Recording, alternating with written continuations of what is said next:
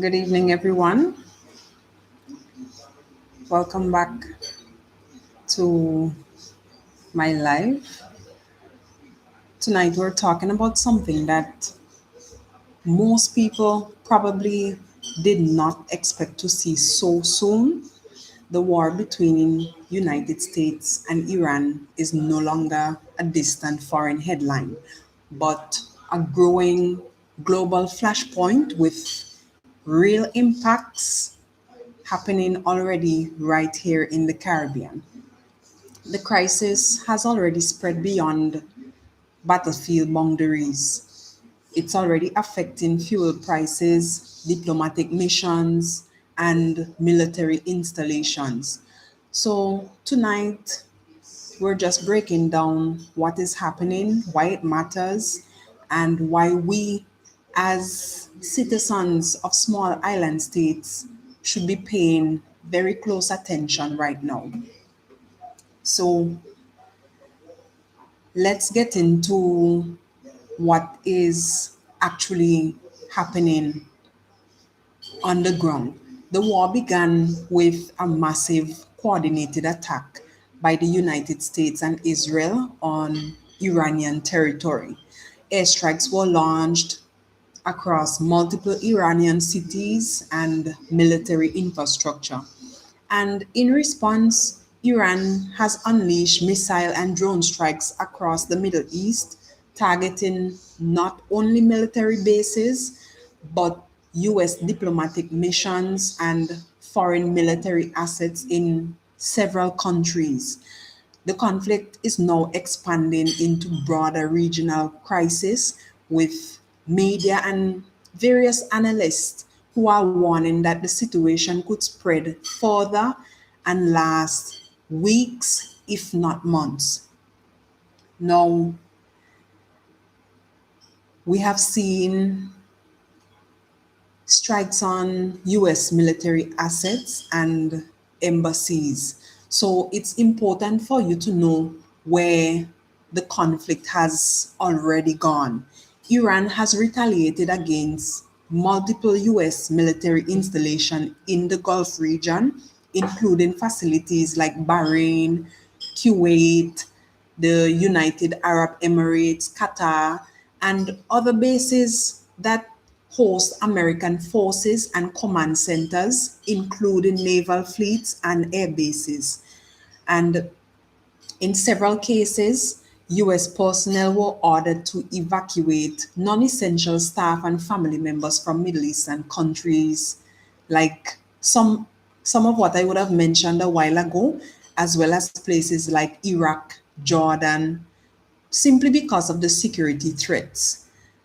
And for those of you who have been paying attention, this pattern shows that Iran is not only targeting military assets, but also places where US influence and personnel are stationed, which has significant implications for global security and how the US might respond.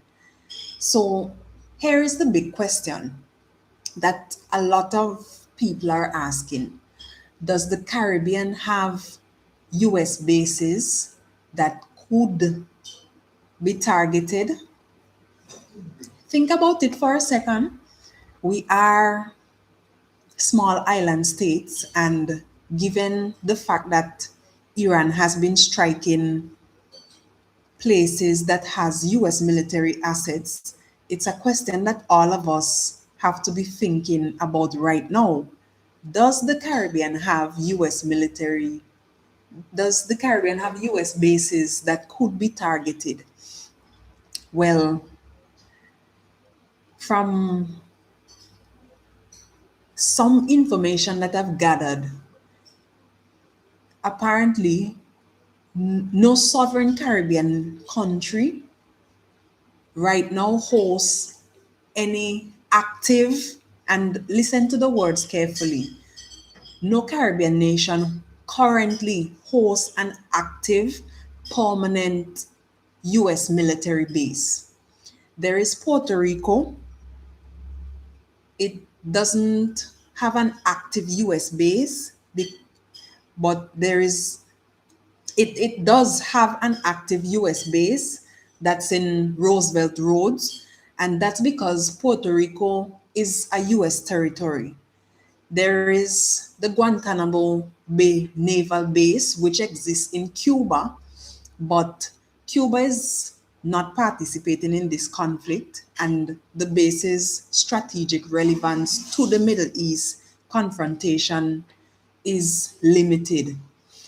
One thing that you may want to know, however, is that some Caribbean governments have given the United States limited access to airports and other facilities for logistics, but at the same time, it's not really the same as a combat base.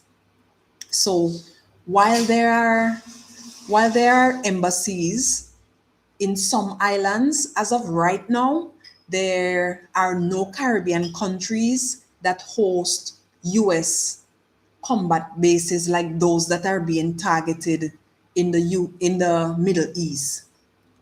So as I mentioned, there is Puerto Rico that does have an active US base because it's US territory. But considering the the other Caribbean countries, there are currently none that host US combat bases like those that are being targeted in the Middle East. And for those of you that have joined tonight, you might be wondering like why this spreads beyond the Middle East. You All of us need to be paying attention because this conflict is making clear that wars today are no longer contained in one region. When one nation's assets are attacked, others are connected to it, even even indirectly, because even though the Caribbean islands are not directly connected to the Middle Eastern conflict that is happening right now, we are already feeling the effects. So we are still connected indirectly because economies shift, military alliances are tested. There is the factor of trade routes, including energy production and distribution, which would become unstable. So even if we are here in the Caribbean, we have to be paying very close attention right now. The strategic message from Tehran, according to some analysts, is that if Iran feels attacked, it will impose a cost on the United States and its assets worldwide. You heard that? Worldwide. Not only in the immediate region. So, whether or not diplomacy eventually brings calm, the war has already reached far beyond its starting point. There are other things that we have to look at, like global oil markets and Caribbean fuel prices. And here's the part that hits people a lot. When you go to the grocery store and when you go to the gas station pumps, there is where we are going to feel the effects. And for those of you, okay, so Naira is telling me that there are no bases, but there is a radar in Trinidad, and that does matter. Indeed, it does matter because I want to think that it's considered to be a US asset. So thanks for that, Naira. So, one of the earliest and most visible effects of this war worldwide has been the surge in energy prices. Because the Middle East is a major producer and exporter of oil, there is that instability which have already sent international crude prices up, and that directly affects fuel costs here in the Caribbean. Earlier, we talked about global crude trending higher. Now, let's look at how it's already hitting home. I'm going to start with Barbados. As of the 1st of March, gasoline prices went up. It went up from $3.75, 3.79 per liter, and diesel climbed to about 3.27 per liter. Kerosene and LPG also increased. Well, Grenada would have increased their fuel prices in mid-February, and there are other prime ministers like the Honorable Dr. Godwin Friday of St. Vincent and the Grenadines, who have already came out to inform the nation that they can definitely expect fuel prices to increase. And also, not only Barbados, but also Guadeloupe and some other French Caribbean islands have already raised their fuel prices as of the 1st of March. And these increases are not isolated, they are directly tied to global crude market volatility, which is caused by the spreading war and uncertainty in energy supply routes, like in the Strait of Hormuz, and that's a choke point for international oil transport. So, Caribbean countries import nearly all of, of our fuel. They do not We do not produce it locally, so global price spikes translate quickly into higher living costs. And while a lot of leaders remain relatively quiet, come on, citizens are not blind. Across several Caribbean islands, we've already seen overnight increases on certain groceries, especially dried goods and canned items. And that in itself will tell you something. People are watching global tensions and preparing quietly. Many in the region understand how quickly war abroad can disrupt shipping lanes, oil supply, and food imports. And beyond the economics, there is also a spiritual awareness rising. We've all heard the phrase wars and rumors of wars and kingdom against kingdom. So, whether you view that through faith, history, or geopolitics, the reality is that people are preparing physically by stocking up essentials and spiritually by grounding themselves more in the Almighty. So when citizens start preparing before government starts speaking, that tells you that the public is paying very close attention. So, should civilians be concerned? There are two things that we have to look at. We have to look at direct military threat and indirect military threat. So as of right now, there are no reported direct threats to the Caribbean territories from this conflict, as the current escalation involves US and allied assets thousands of miles away, mainly in the Middle East. But, I say but, you have we have to look at the indirect threats. Whereas even if the Caribbean isn't a battlefield, the indirect impacts are real, like higher fuel costs, inflation pressure, travel disruptions, supply chain disruptions, and so on. So none of these requires missiles hitting Caribbean soils to affect everyday life. And then another thing that we have to include, yes, indeed, all concerning all that I would have said, Mystic Man, yes, it requires us to check for ourselves.